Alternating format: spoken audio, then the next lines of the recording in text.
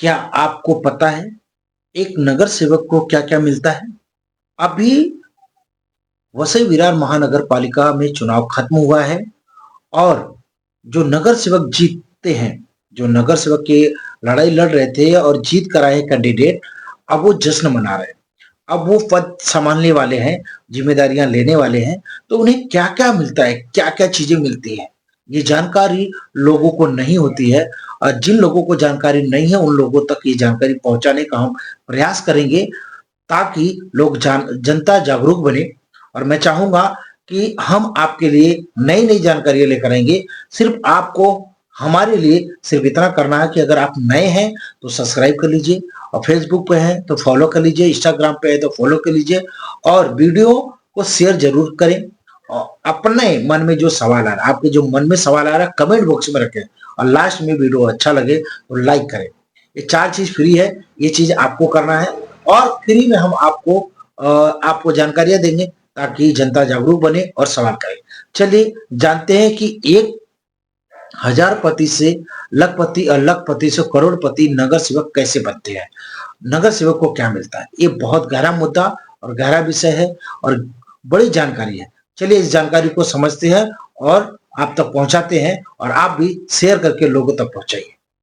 आइए एक नजर डालते हैं वसई विरार महानगर पालिका में नगर सेवक को हकीकत में क्या मिलता है।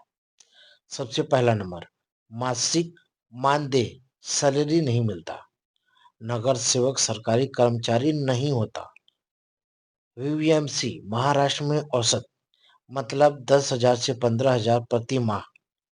नगर निगम के प्रस्ताव व राज्य शासन के नियमों के अनुसार, यानी साल भर में लगभग 1 लाख से 20,000, 1,20,000 से 1,80,000 तक। और आइए दूसरे नंबर पे, बैठक भत्ता, यानी कि प्रत्येक जनरल बॉडी कमेटी मीटिंग अगर होती है, उस बैठक में 1,000 से 2,000 रुपये उसका मिलता है। अगर मान लिया जाए 4 से 6, अगर महीने भर में 4 से 6 बैठक हुई, तो लमसम 4,000 से 10,000 ये अतिरिक्त कमाई हो सकती है। अब आइए तीसरे नंबर पे, जो सबसे अहम बात है, अन्य सरकारी सुविधाएं सीमित।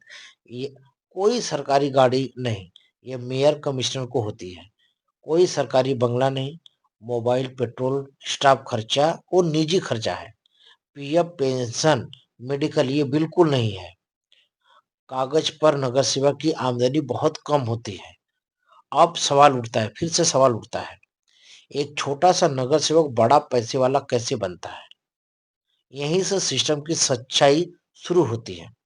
आइए काले सच के संभावित रास्ते, आरोप नहीं हकीकत, इसमें हम जानते हैं अलग अलग पहलू में।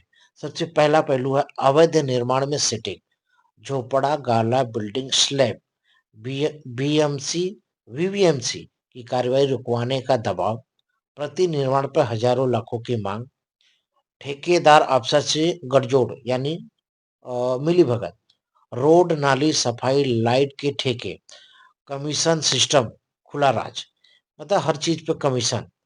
तीसरा, दुकान हॉकर से वसूली, लाइसेंस, अतिक्रमण, नोटिस से बचने के नाम पर पैसा लेना।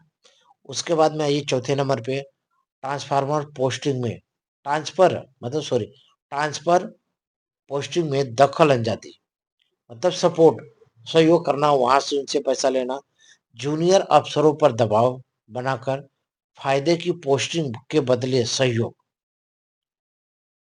आइए पांचवें नंबर पर, ये राजनीतिक चंदा, निजी संपत्ति, यानी चुनावी फंड, बेनामी संपत्ति, रिश्तेदारों के नाम। अब सच्चाई का निचोड़ बहुत महत्वपूर्ण, नगर सेवक की सरकारी आमदनी इतनी नहीं वह करोड़पति बने। मतलब नगर सेवक की सरकारी आमदनी इतनी नहीं है कि वो करोड़पति बने।